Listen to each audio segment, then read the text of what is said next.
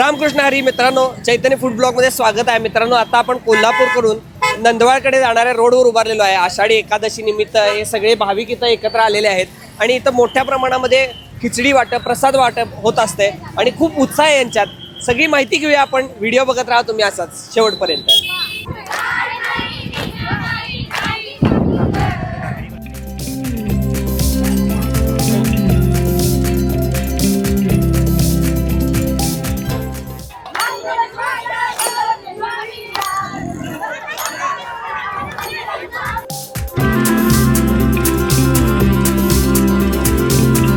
Kolhapur hotel association तर्फे जवळजवळ 600 किलोची खिचडी तयार केली गेलेली आहे। गरम तेल झाल्यानंतर त्यामध्ये जिरं आणि मिरचीची पेस्ट घालण्यात आलेली आहे। बघा हॉटेलचे व्यावसायिक, मालक आणि असोसिएशनवाले कशा पद्धतीने खिचडी तयार करतात। या गरम तेलामध्येच आता शेंगदाण्याचा कूट घातलेला आहे। तो व्यवस्थित परतून झाल्यावर त्यामध्ये खोबरं घातलेलं आहे। खोबरं गेल्यावर थोडीशी साखर आणि चवीनुसार आता मीठ घातलं जात आहे। मोठ्या क्वांटिटीमध्ये तयार करताना बऱ्याच वेळा प्रमाण चुकू शकतं, त्यामुळे काळजीपूर्वक घालणं गरजेचं आहे। त्यामध्ये शिजवलेला बटाटा घातलेला आहे आणि आता हळूहळू व्यवस्थित भिजवलेला, रात्रभर भिजवलेला साबुदाणा यामध्ये गेलेला आहे। साधारण 20 ते 30 किलो ही खिचडी इथं तयार झालेली आहे आणि एकूण 600 किलो खिचडी इथं या आषाढी निमित्त तयार होत आहे। बघू शकता किती मस्त छान अशी खिचडी तयार झालेली आहे आणि आता ही भक्तांमध्ये त्याचं वाटप केलं जाणार।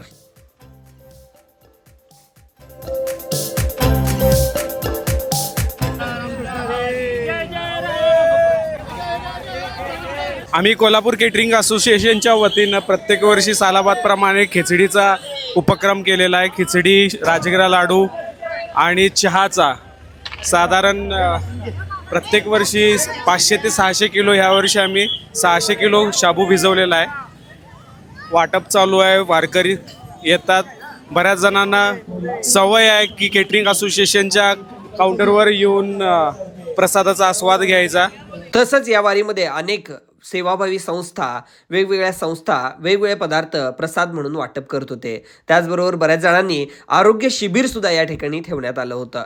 येणारे जाणारे सगळे भाविक या प्रसादाचा आस्वाद घेत घेत दिंडी पायी चालत चालत त्याचबरोबर हरिनामाचा गजर करत नंदवाळकडे निघाले होते आणि हे दृश्य बघण्यासारखं होतं। काही जण चहा वाटप सुद्धा करत होते। त्या ठिकाणी अनेक भाविकांनी, भक्तांनी चहाचा आस्वाद सुद्धा घेतला।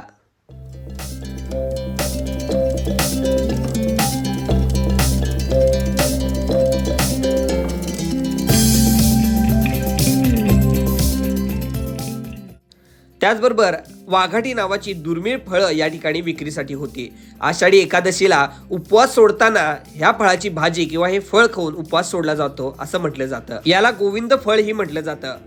आम्ही वेगवेगळ्या क्षेत्रात नाही, ओके, मुरगुड, तिटवे, कुरुगले, वेगवेगळ्या भागातले लोक आहे आणि आजचं नियोजन म्हणजे माऊलीसाठी येणारे भक्त जे आहेत, या भक्तांच्यासाठी प्रसाद म्हणून आम्ही खिचडी बनवलेली आहे। ओके. आणि याचं मोफत वाटप, यात कोणत्याही प्रकारचे पैसे वगैरे काय नाहीत, भक्तांसाठी फक्त सेवा म्हणून आम्ही हे सगळं कार्यक्रम चालवलेला आहे। आता हे किती किलो तुम्ही भिजवलंय? हे 200 किलो भिजवलेलं आहे। 200 किलो, हा। ओके। आणि आता किती वाजल्यापासून चालू झालं? हे सकाळी 8 वाजल्यापासून चालू आहे। किती जण आहे तुम्ही सगळे मिळून? आता इथं दिसतात ते 20-22 जण आहे मी। आणि तुमचीच सगळी हे काम करणारे लोक? होय होय होय, आमचे सगळे मुलं, सगळे आम्ही मुलं आहेत।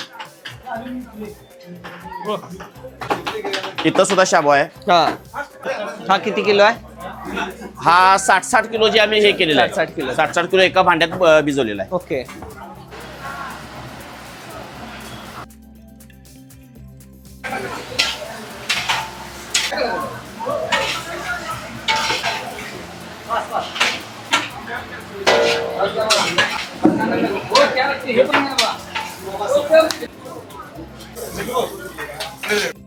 ऊन, पाऊस, ढग, वारं यांचा खेळ चालू होता आणि तेवढ्यात पाऊस आला आणि अनेक भक्तांनी या पावसामध्येच या चविष्ट अशा प्रसादाचा आस्वाद घेतला आणि तसंच आम्ही पुढं चालत गेलो।